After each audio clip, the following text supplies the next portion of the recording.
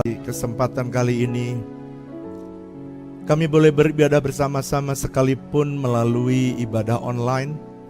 Engkau bisa tetap memberkati umatmu, engkau tetap bisa menjamah umatmu, dan engkau tetap bisa melawat umatmu dimanapun mereka berada. Tuhan, marilah engkau berbicara kepada kami, berkata-katalah Tuhan engkau kepada kami, urapi hambamu untuk menyampaikan isi hatimu. Di dalam nama Tuhan Yesus, kami siap menerima kebenaran firman-Mu. Dalam nama Yesus, haleluya, amin. Mari angkat Alkitab kita deklarasikan bersama-sama. Mari katakan, 1, 2, 3. Aku percaya firman-Mu berkuasa. Aku percaya firman-Mu dapat mengubah seluruh hidupku. Aku percaya firman ini adalah Tuhan sendiri. Aku siap untuk menerimanya dan melakukannya dalam nama Yesus. Katakan, amin. Bapak Ibu Saudara yang dikasihi Tuhan, hari ini saya akan menyampaikan bagian yang ke-6 serial Heaven on Earth. Bagaimana saudara bisa mengalami suasana surga. Bukan hanya suasananya, saudara bisa mengalami mujizat yang datang dari surga, kesembuhan yang datang dari surga. Melalui apa? Bagian ini adalah bagian saya beri judul perspektif. Cara pandang. Bagaimana cara saudara memandang firman Tuhan yang kemarin saya beri judul God's Word. Sebenarnya perspective of God's Word. Cara pandang saudara terhadap firman Tuhan akan menentukan seberapa dimensi sorga, kuasa sorga mengintervensi saudara di muka bumi. Nah, saya akan mulai mereview sedikit apa yang minggu lalu saya sampaikan. Dalam Yohanes pasal yang pertama, ayat yang pertama sampai dengan ayat yang keempat. Pada mulanya adalah firman, firman itu bersama-sama dengan Allah dan firman itu adalah Allah. Perhatikan ya. Sebab ini nanti akan menjadi basic eksposisi saya dalam khotbah hari ini. Ia pada mulanya bersama-sama dengan Allah, segala sesuatu dijadikan oleh Dia dan tanpa Dia tidak ada satupun yang telah jadi dari segala yang telah dijadikannya. Dalam Dia ada hidup dan hidup itu adalah terang manusia. Jadi dari pembacaan yang tadi kita baca, Alkitab menulis dengan jelas, kemarin saya review sedikit, pada mulanya adalah firman, dan firman itu bersama-sama dengan Allah, dan firman itu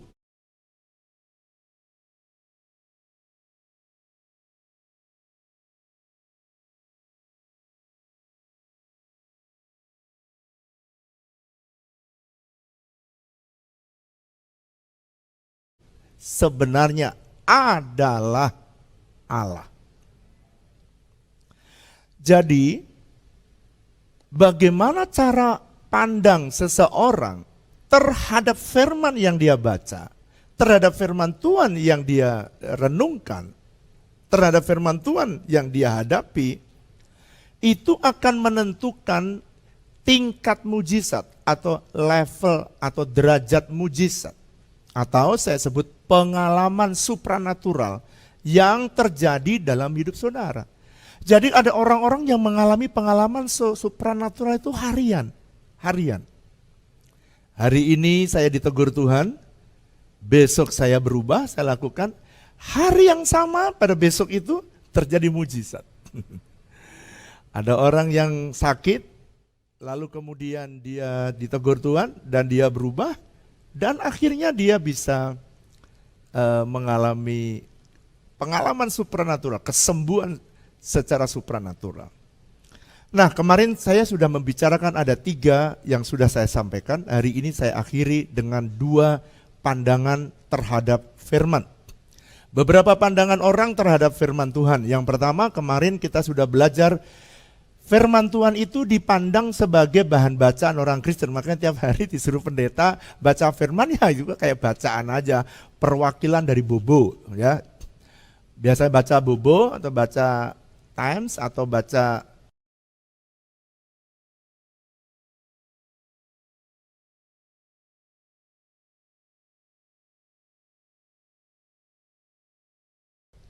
koran yang lain, dan itu dianggapnya sebagai bahan bacaan. Kemarin saya sudah bahas. Kedua, ada orang yang menganggap firman Tuhan sebagai manual kehidupan. Makanya ketika dalam kehidupan ada yang mogok, dia seketika bisa langsung tahu di mana manual yang rusak, yang dia langgar. Dan ketika dia tahu manual yang dia langgar, dia perbaiki, jalan lagi. Oleh karena itu, sesimpel itu sebenarnya seharusnya saudara hidup, menikmati sorga di muka bumi. Ada yang ketiga, ada orang yang menganggap firman Tuhan itu adalah sumber daripada iman. Makanya ada orang yang beriman teguh, ada orang yang labil, hidupnya itu labil. Ada persoalan sedikit di tengah pandemi ini, kelihatan sekali Anda yang punya iman yang kokoh, yang kuat, dan Anda yang labil karena Anda tidak punya fondasi iman yang benar. Firman Tuhan adalah sumber daripada iman. Tapi yang keempat dan kelima hari ini saya akan bahas. Itu kemarin kita sudah bahas. Sekarang yang keempat. Hari ini dan yang kelima saya akan bahas hari ini. Yang keempat. Di dalam 2 Petrus pasal yang pertama ayat yang keempat dikatakan begini. Dengan jalan itu, ayat sebelumnya tentunya ayat 3. Dengan jalan itu Tuhan telah menganugerahkan, telah memberikan kepada kita, perhatikan apa yang diberikan, janji-janji yang berharga dan yang sangat besar, supaya oleh janji itu, Tuhan sengaja menaruh janji di dalam firman-Nya, supaya kamu boleh mengambil bagian dalam kodrat ilahi, dan kamu luput dari hawa nafsu dunia yang membinasakan dunia. Saudara, Alkitab jelas menulis di dalam firman Tuhan itu ada janji. Jadi ada orang yang berpandangan atau ada orang yang melihat firman Tuhan itu adalah firman yang penuh dengan janji-janji Tuhan.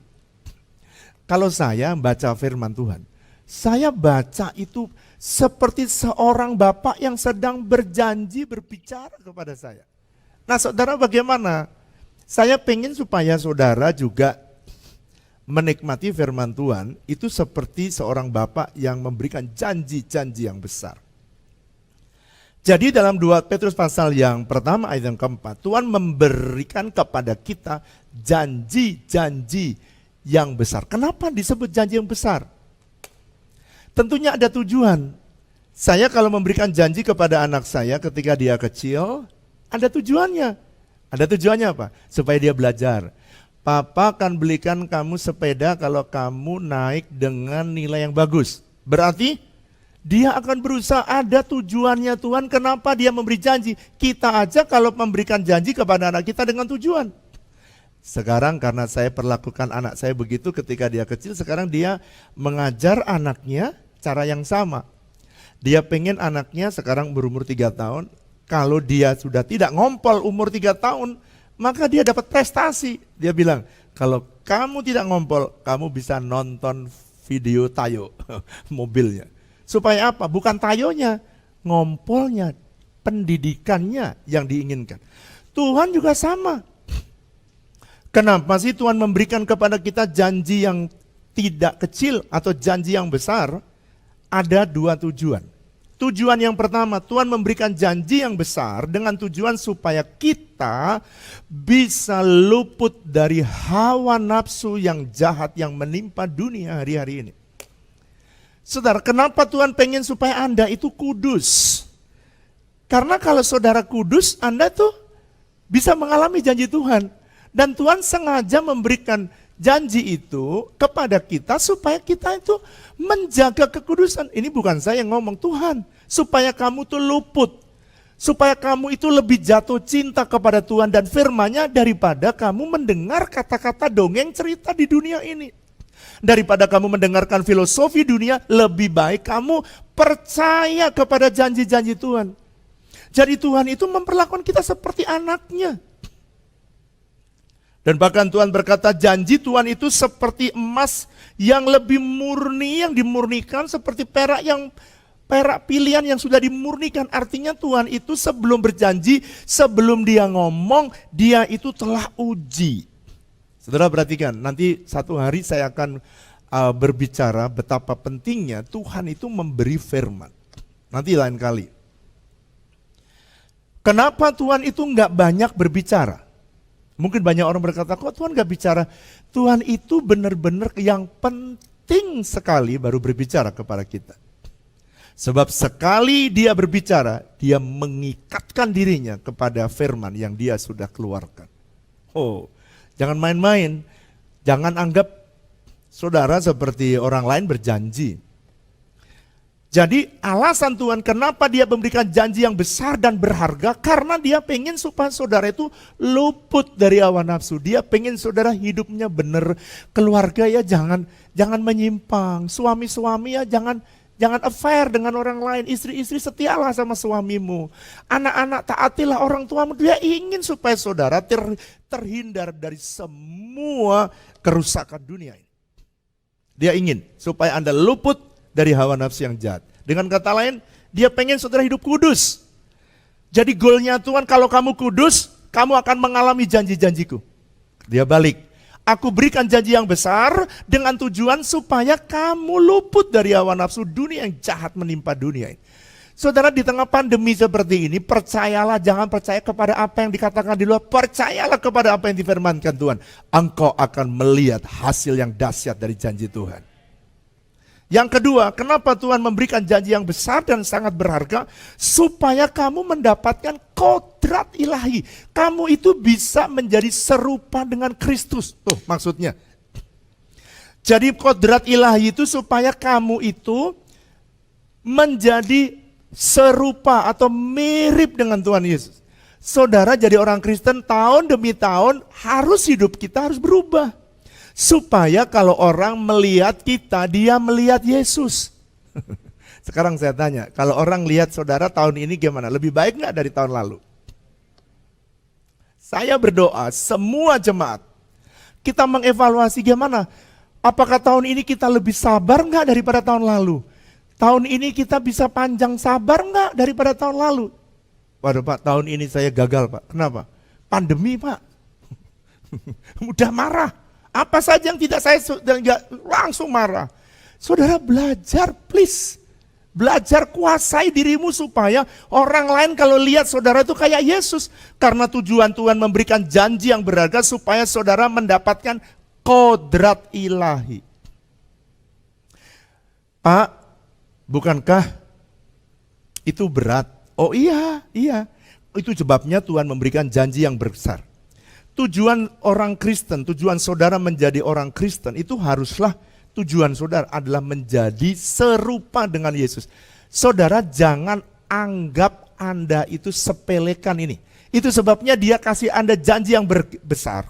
Sebenarnya goalnya Tuhan bukan janji itu terjadi dalam hidup saudara, lalu itu yang menjadi yang terbesar. No, yang terbesar itu dibalik itu seperti saudara memberikan janji kepada anakmu, ada sesuatu yang Anda tuju. Tuhan ingin supaya saudara mengalami mujizat, mengalami pertolongan, supaya saudara itu kembali kepada Tuhan dan saudara makin hari semakin serupa dengan Tuhan Yesus.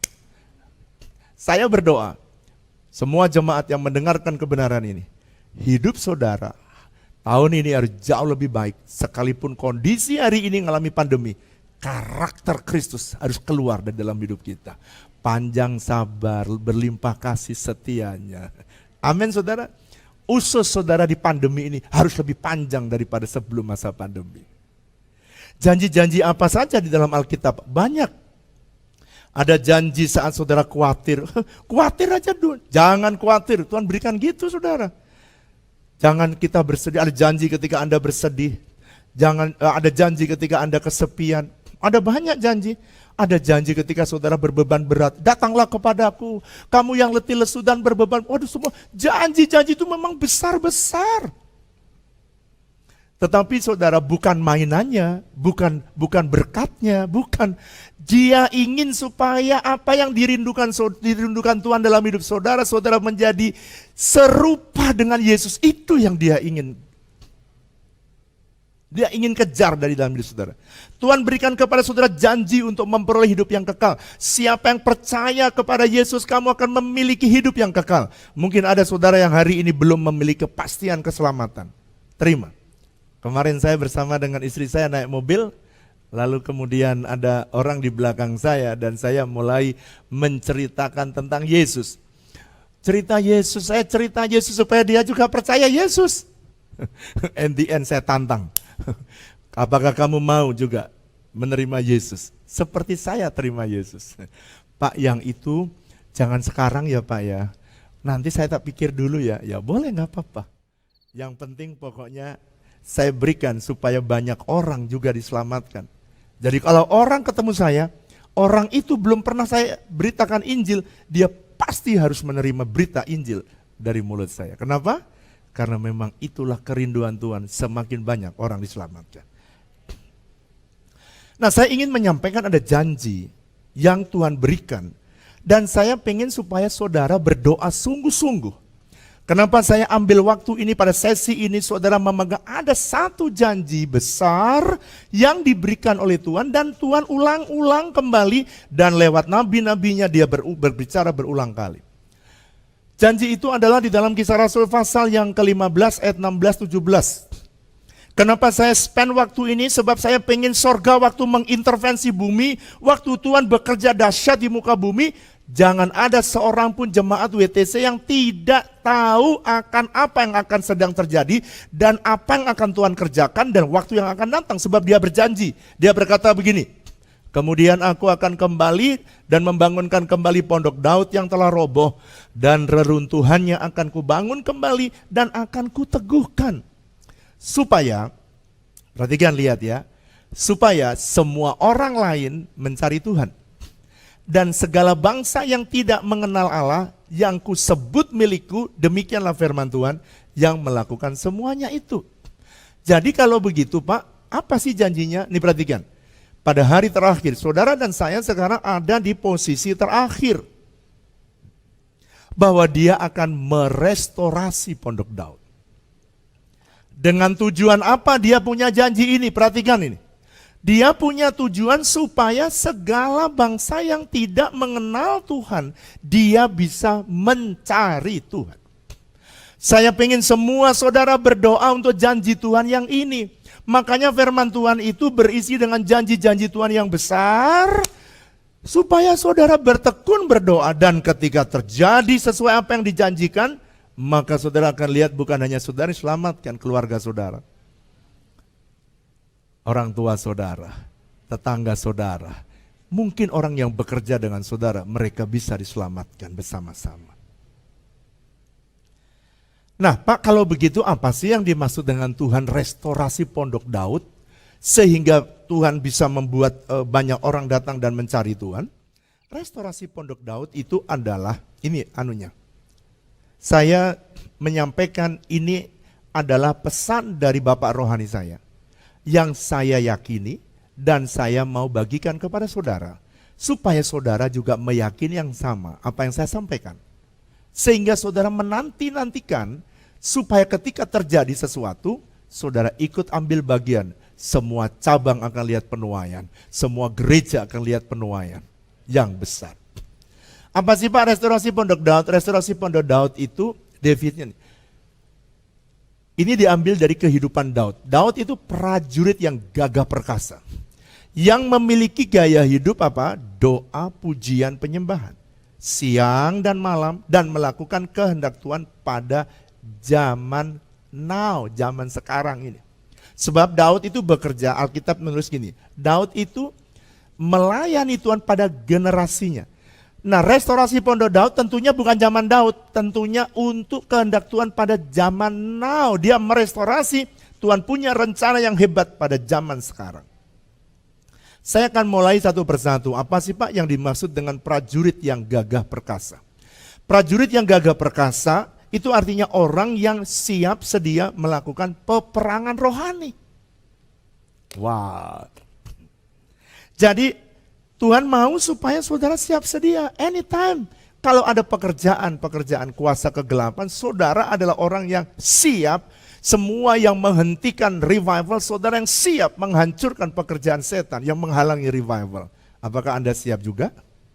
Kalau Anda siap, saudara adalah prajurit yang gagah perkasa. Saudara, kita disuruh Tuhan pergi ke Sidon, sudah berapa tahun kita doa.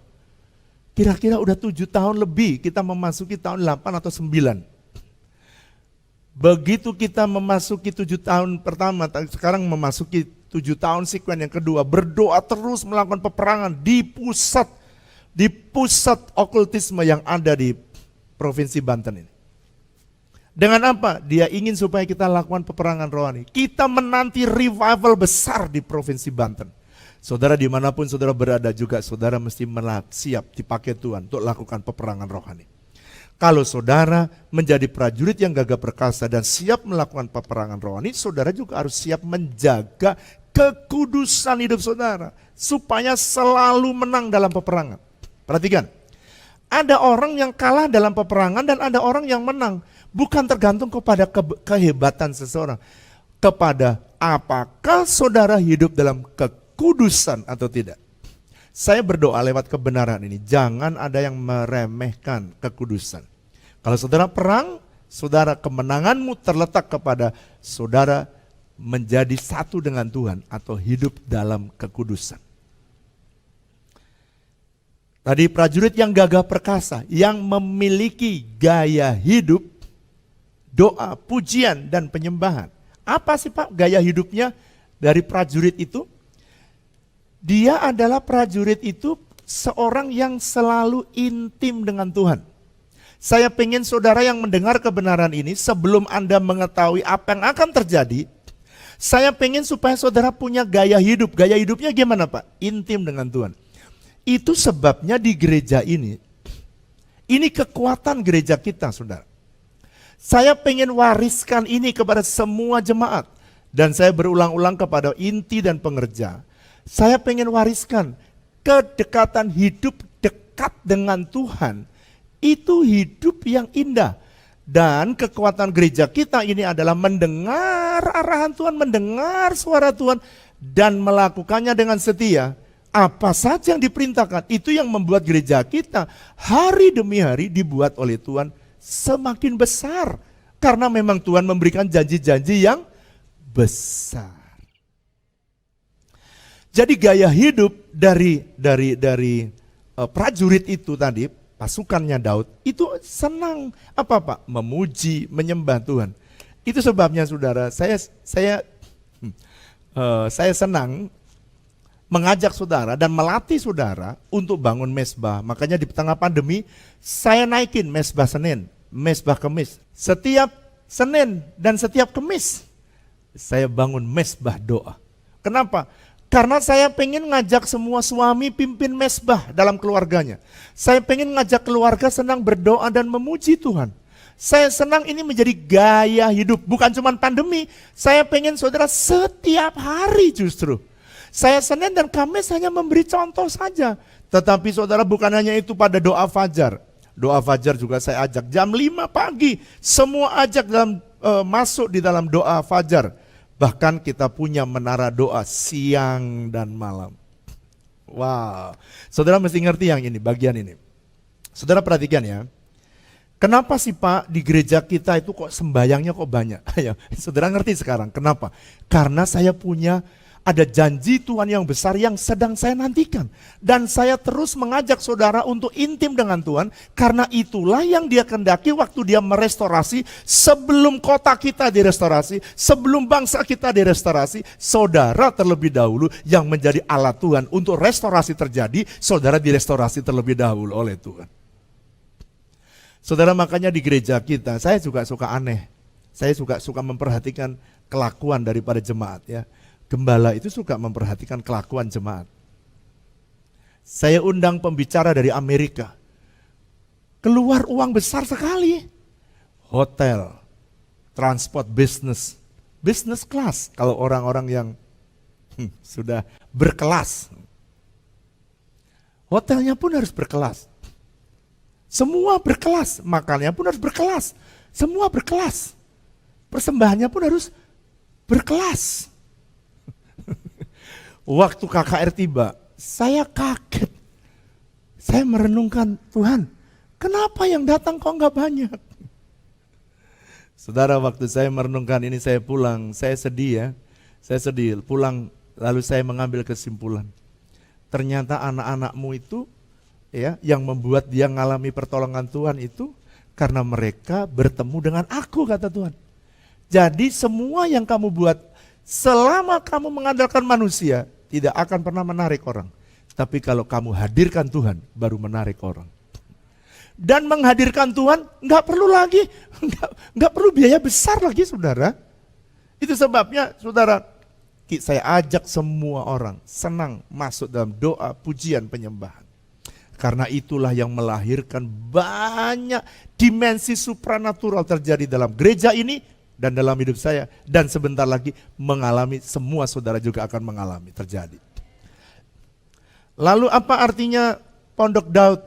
Pondok Daud adalah prajurit yang gagah perkasa, gaya hidupnya doa, pujian, dan penyembahan.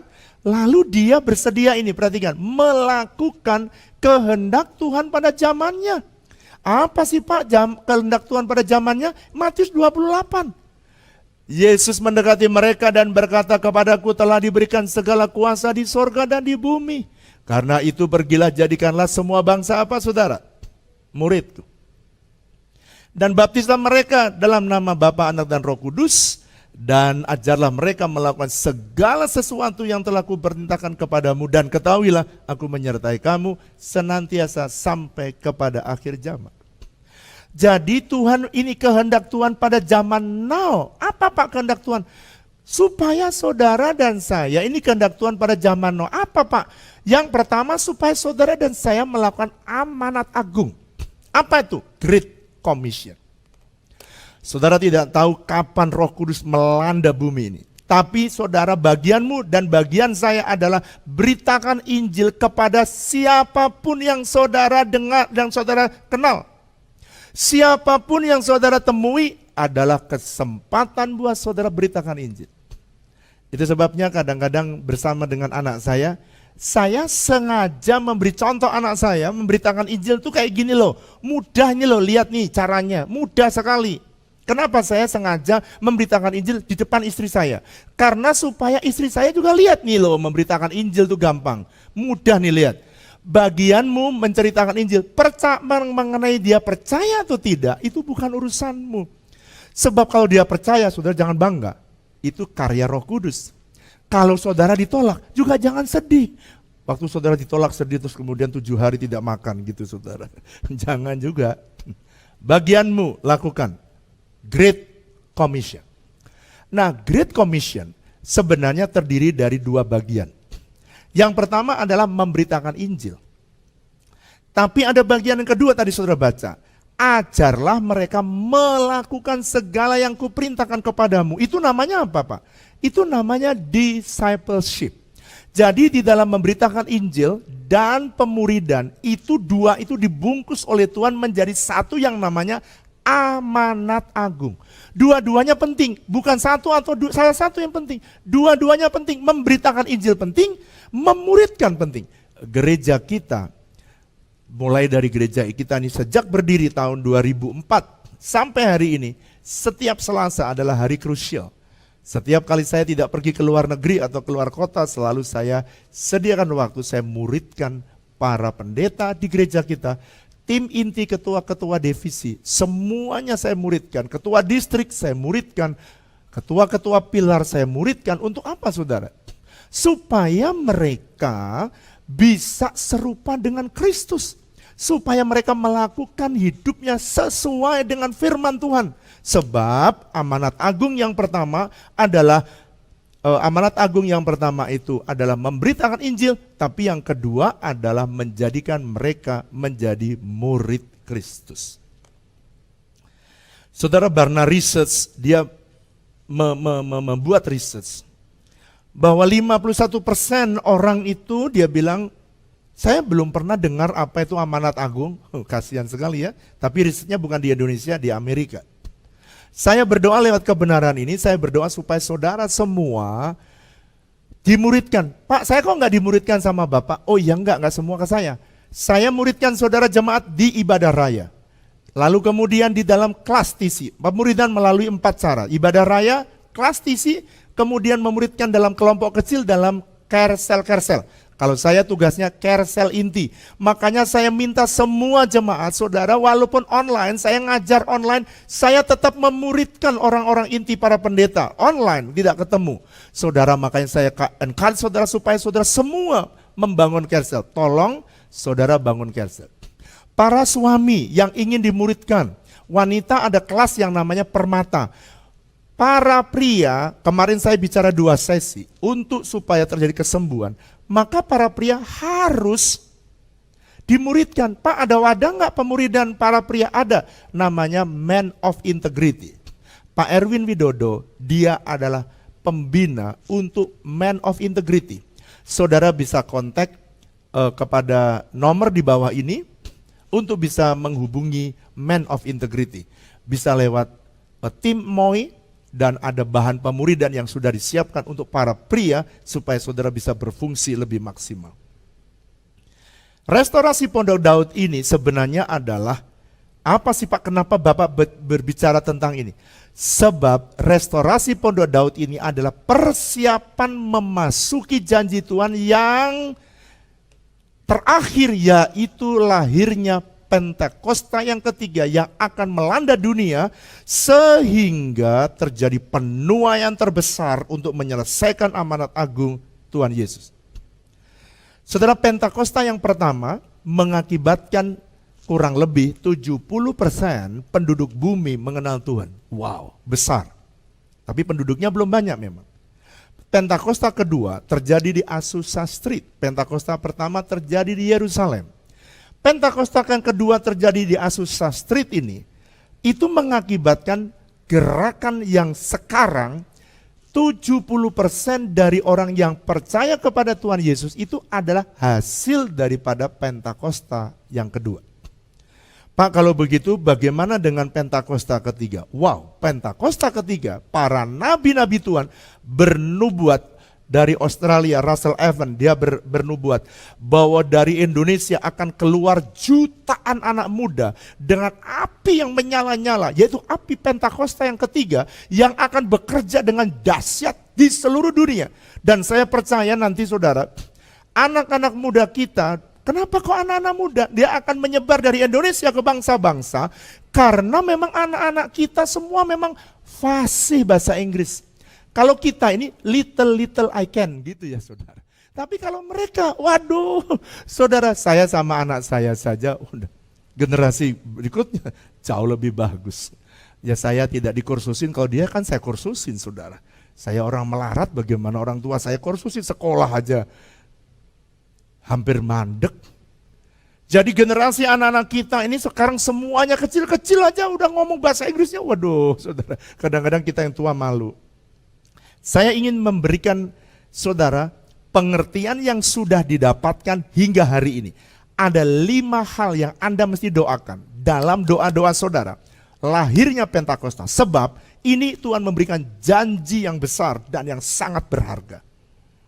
Apa itu Pentakosta yang ketiga, Pak?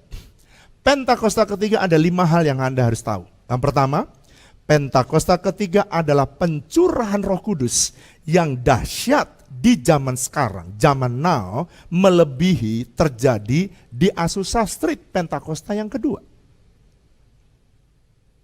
Jadi jadi saudara, saya berdoa supaya saudara mendoakan dengan sungguh-sungguh agar pencurahan Roh Kudus yang terjadi di akhir zaman ini, saudara dan saya mengalami, bukan cuma melihat, Anda menjadi pelaku daripada kegerakan Pentakosta yang ketiga.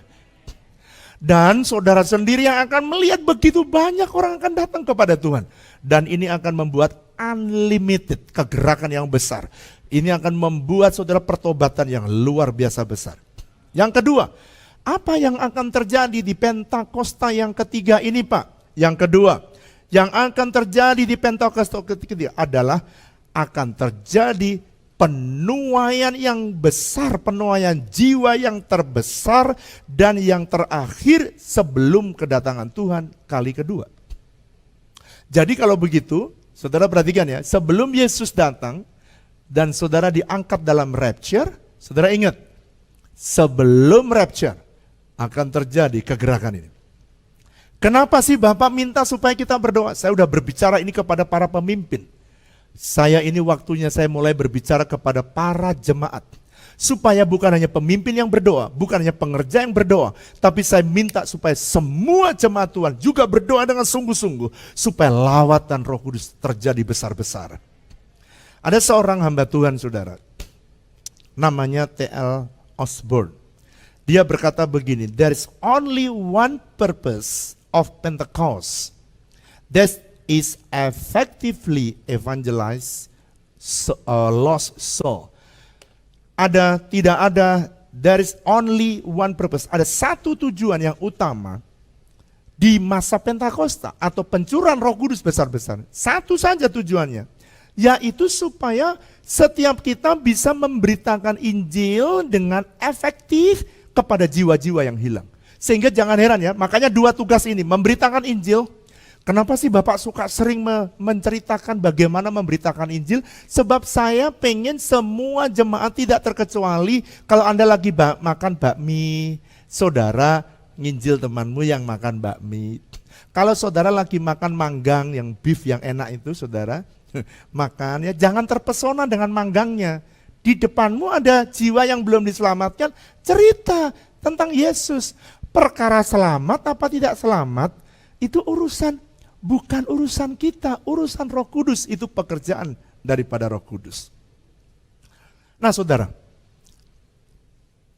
beberapa waktu yang lalu, saya lagi istirahat, tiba-tiba sekitar jam 2 atau jam 3, saya dibangunkan Tuhan.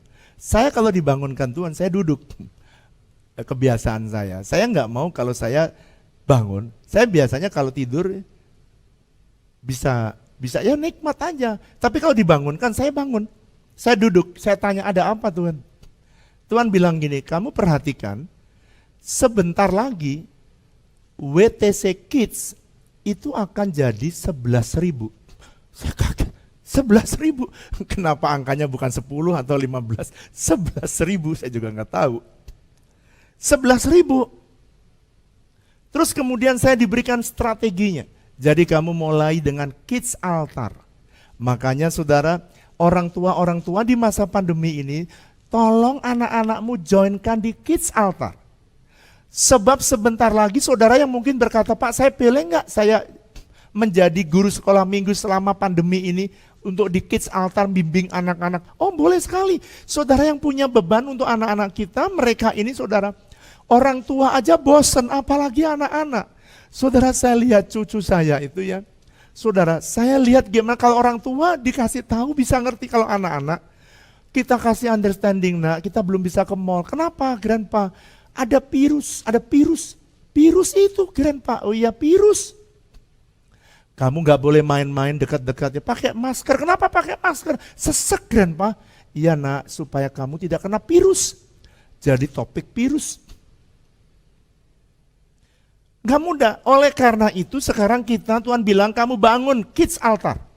Jadi sekarang kita bangun kids altar. Yang kedua sebentar lagi WTC Worship dia akan meluncing lagu-lagu yang baru, sebab studio sudah kita siapkan. Saudara di masa pandemi nanti saudara masuk gereja kita udah berubah. Sekarang sudah ada studio untuk broadcast dan studio untuk rekaman. Dan peralatannya semua sudah ready. Jadi sudah bisa bikin studio sendiri, rekaman sendiri di dalam gereja. Kenapa? Saya persiapkan sebab Tuhan bicara di pagi hari itu. Jadi ke depan ini saya lagi baru mikirin untuk convention center dibangun. Convention center aja belum dibangun, belum dibangun juga. Tuhan sudah bicara, kalau 11.000 kita nggak mungkin taruh sekolah minggu di bagian lantai dasar. Awalnya bisa. Tapi saya sudah berpikir, sebentar lagi kita mesti bangun khusus untuk next gen tower. Jadi ada tower khusus untuk next gen. Bukan next gen center saja, tower. Kenapa? Sebab Tuhan sudah menaruh ada janji-janji yang besar. Kenapa saya perlu cerita kepada saudara? Supaya saudara tahu ada janji Tuhan yang besar. Saya berdoa supaya saudara mengerti apa itu janji Tuhan yang Pentakosta. Yang ketiga, Pentakosta ketiga akan membangkitkan generasi Yeremia, yaitu anak-anak muda yang dipenuhi dengan Roh Kudus, yang cinta mati-matian kepada Tuhan Yesus dan tidak kompromi terhadap dosa dan akan bergerak untuk memenangkan jiwa ke depan. Wow. Dan dia ini yang akan diutus pergi ke bangsa-bangsa.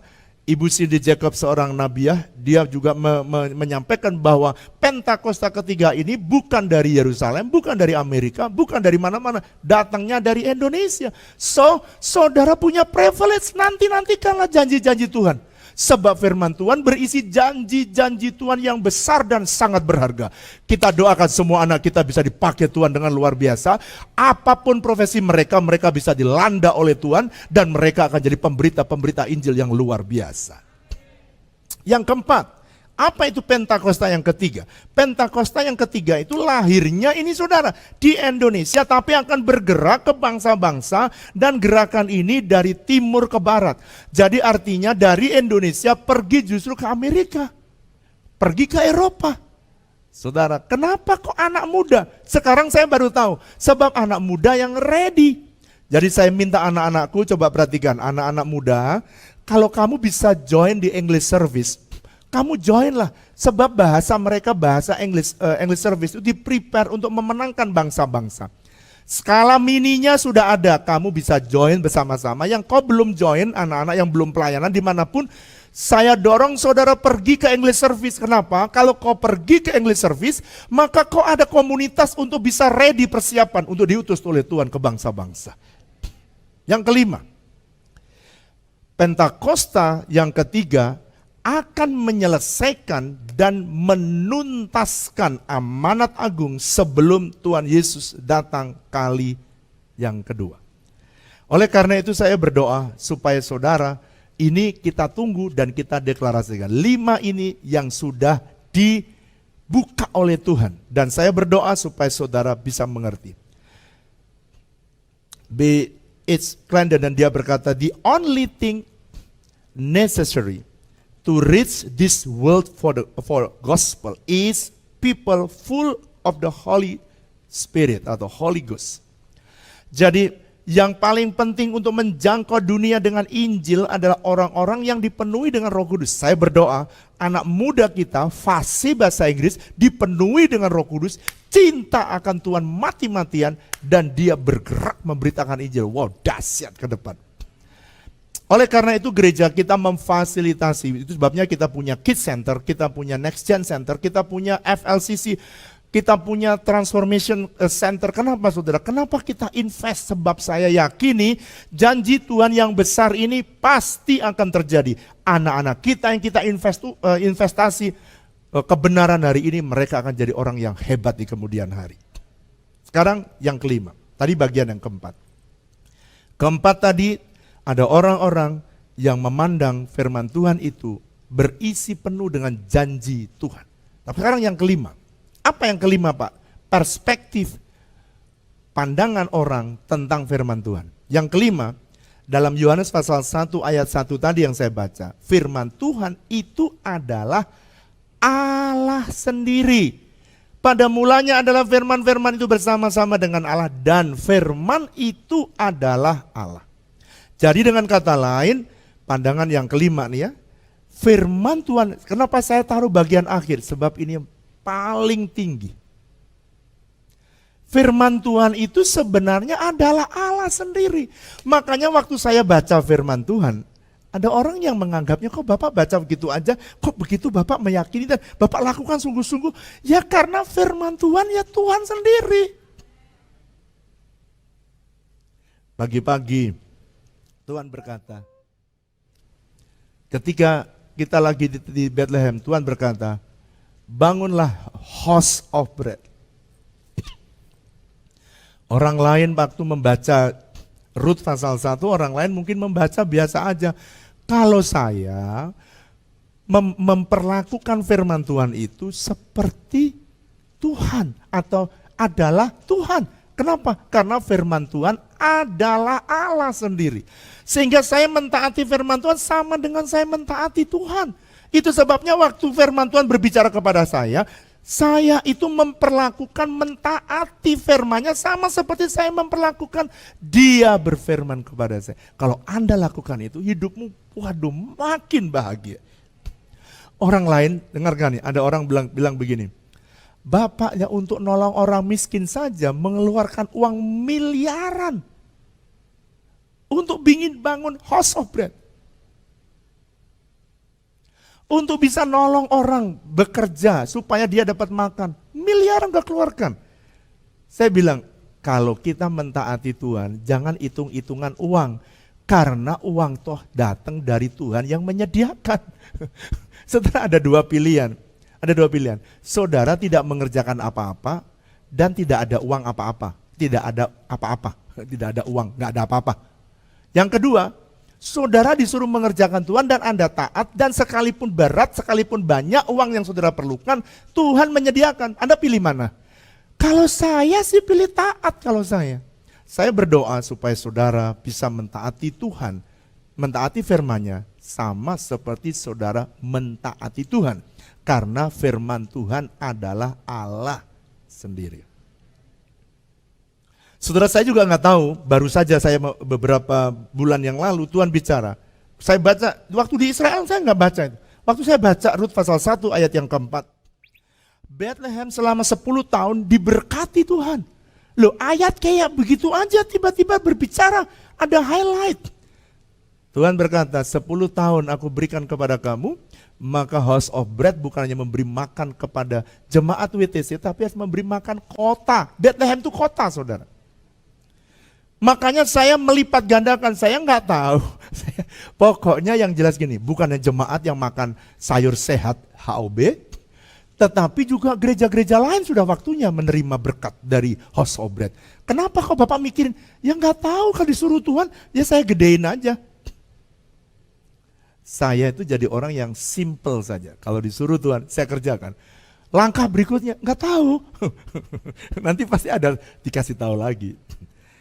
Waktu Anda bertemu dengan firman, sebenarnya Anda sedang bertemu dengan Tuhan yang berkuasa menjaga kita sehingga waktu kita mengerjakan firman-Nya itu aman. Sekalipun banyak orang tidak percaya, itu tidak akan membatalkan Tuhan, gak akan membatalkan Tuhan.